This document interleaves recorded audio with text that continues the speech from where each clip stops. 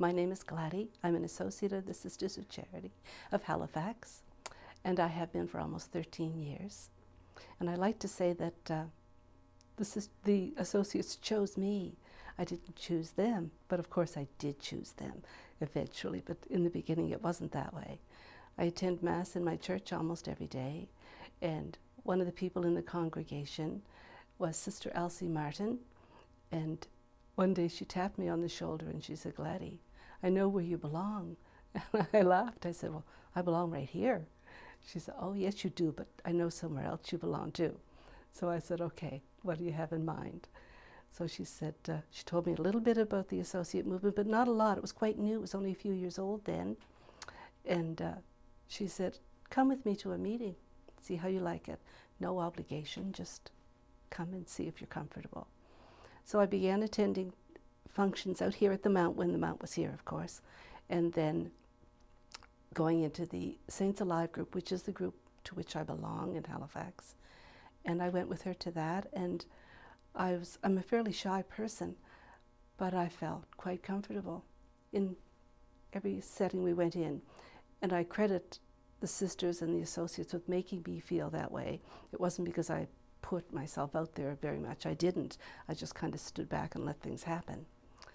So we journeyed together. I attended meetings of Saints Alive and things here at the Mount, of course, because they had large gatherings, more so then than now. And in about a year, less than a year actually, I was ready. I wanted very much to be part of this group. I love the associates I journey with. I love the sisters I journey with. I love all the sisters, actually. I love all the associates, but the ones I am with on a regular basis, of course, you get to know very well. You get close to them, and you're friends, and you know the tough times you share and the good times you share. So it's a family, and I'm very happy to be part of it. What do I get out of being an associate? I think that might have been the next question, or why do I continue to journey with the associates? I think basically it's because it's enriching my life. I have learned so much about the sisters. The sisters I've always held them in high regard. I was a sister and I learned so much from that, but I carried what I learned away, and I've always been very interested in outreach, looking for places where I can do some good, because I have a wonderful life and I have every reason to believe I'm meant to share that. And the sisters are so wonderful in their outreach. The more I am with them, the more I read about them, the more I listen to them.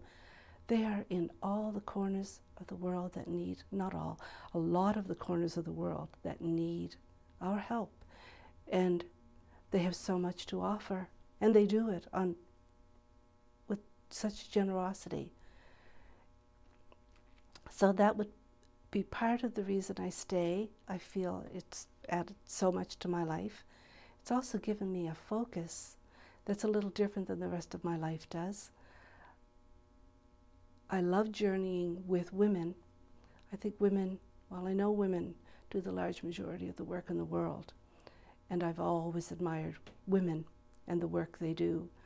They don't sit back and say, "Oh, that needs to be done, I hope someone does it." They find a way to make it a little bit better, and sometimes a lot better. So I love journeying with women, as well as the sisters who are also women, of course.